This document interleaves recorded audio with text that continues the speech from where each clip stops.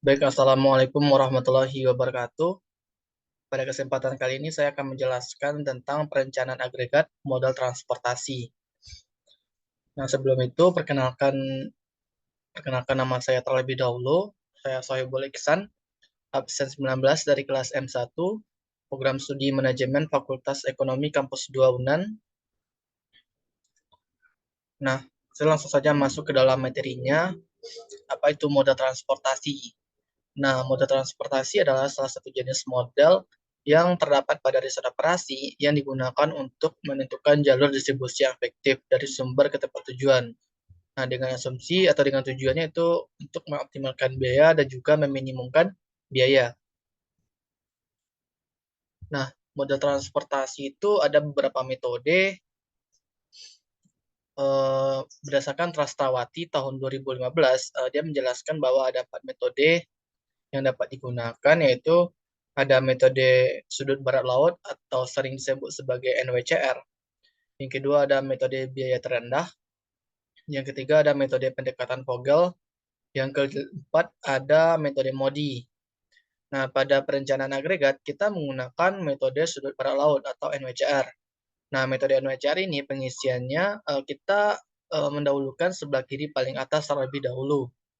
Baru setelah itu kita pindah ke sebelah kanannya. Nah, untuk lebih memahami, kita langsung saja masuk ke dalam contoh soalnya. Terdapat 4 pabrik beras dengan kapasitas 90 ton, 120 ton, 80 ton, dan juga 160 ton. 4 pabrik tersebut akan mengirimkan barang-barangnya ke Payakumbuh, Padang, Riau, dan Jawa.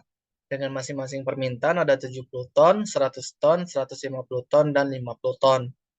Tentukan biayanya menggunakan metode transportasi pemrograman linear, metode NWCR.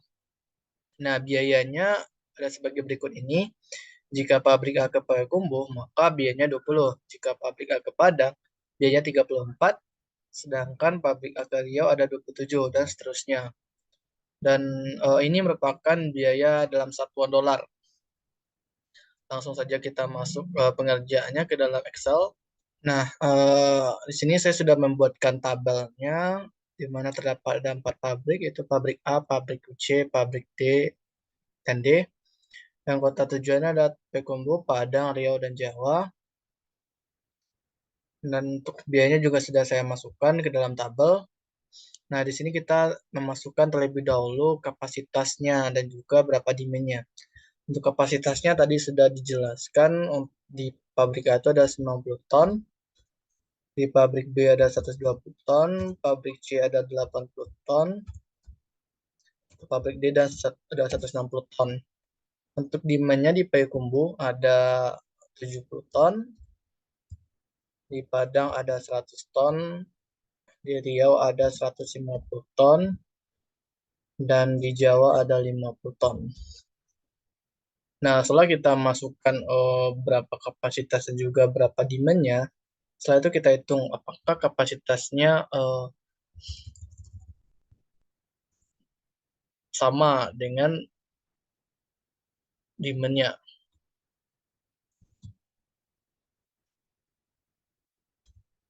Nah, setelah kita lihat, ternyata kapasitasnya lebih besar daripada demand-nya, yaitu 450 dikurang 370, ada 80 selisihnya. Oleh karena itu, kita harus menambahkan variabel pembantu yang namanya variabel dummy. Nah, variabel dummy itu nilainya atau biayanya adalah 0. Kita namakan dummy. Untuk biayanya ada 0.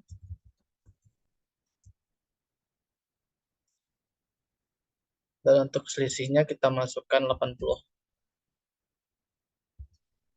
Nah, karena kapasitas dan juga demand-nya sudah pas, lalu kita langsung saja masuk ke dalam langkah-langkahnya atau ke dalam prosesnya, yaitu mendahulukan sebelah kiri paling atas atau kolom sebelah kiri paling atas ini, baru kita pindah ke sisi sebelah kanannya. Kita lihat di pabrik A, mereka memiliki kapasitas 90, sedangkan permintaan di Payakumbuh hanya 70 ton. Maka kita hanya bisa masukkan 70 ton saja Nah, lalu kita tandai bahwa Payakumbuh itu sudah terpenuhi permintaannya. Lalu kita pindah ke daerah Padang menggunakan pabrik A, mereka hanya tersisa 20 ton lagi. So, kita hanya bisa masukkan 20 ton, sehingga untuk kapasitas pabrik A sudah terpenuhi. Lalu kita pindah ke pabrik B, di daerah Padang mereka masih membutuhkan 80 ton lagi. Sedangkan kapasitas si pabrik B itu ada 120 ton, maka kita bisa masukkan 80 ton. Dan pada kota Padang sudah terpenuhi demand-nya. Selanjutnya kita pindah ke kota Riau. Di kota Riau, mereka menginginkan 150 ton. Jika kita menggunakan pabrik B, kita hanya bisa memasukkan 40 ton, dikarenakan sisanya hanya 40 ton di pabrik B. Jadi kita tandai sudah habis. Nah, kita lanjut ke pabrik C.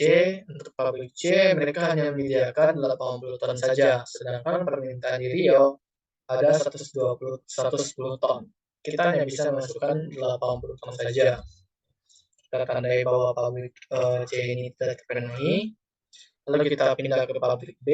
Pabrik D sedang di pabrik D itu ada 190 ton. Sedangkan di Riau mereka hanya memerlukan 30 ton lagi. Nah, kita masukkan 30 ton, kita tandai sudah terpenuhi. Kita pindah ke Pulau Jawa. Di Pulau Jawa mereka menginginkan 50 ton. Kita tandai juga sudah terpenuhi. Kita lihat di pabrik D itu ada 80 ton lagi tersisa. Maka kita masukkan ke dalam variabel pembantu atau variabel dummy. Lalu kita tandai sudah terpenuhi. Nah, karena sudah kita alokasikan ke berbagai kota menggunakan pabrik tertentu, lalu setelah itu kita hitung dulu berapa total cost-nya, biaya totalnya, dengan cara mengkalikan barang yang kita berikan dengan biayanya, yaitu 70 dikali 20 ditambah 20 dikali 34 ditambah 80 dikali 30 ditambah 40 dikali 30 dan seterusnya.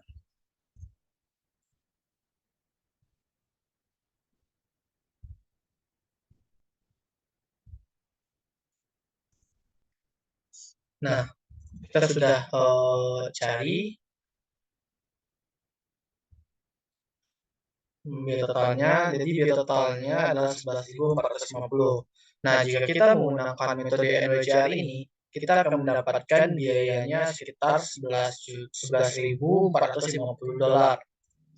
Nah, mungkin ini sudah bisa kita optimal, walaupun belum sepenuhnya optimal, karena masih ada cara-cara lain atau metode lain yang bisa kita gunakan agar lebih optimal lagi dari ini. Itu contohnya seperti metode biaya terendah. Mungkin cukup sekian yang dapat saya sampaikan. Terlebih dan terkurang, saya mohon maaf. Wabillahi taufiq wal hidayah. Assalamualaikum warahmatullahi wabarakatuh.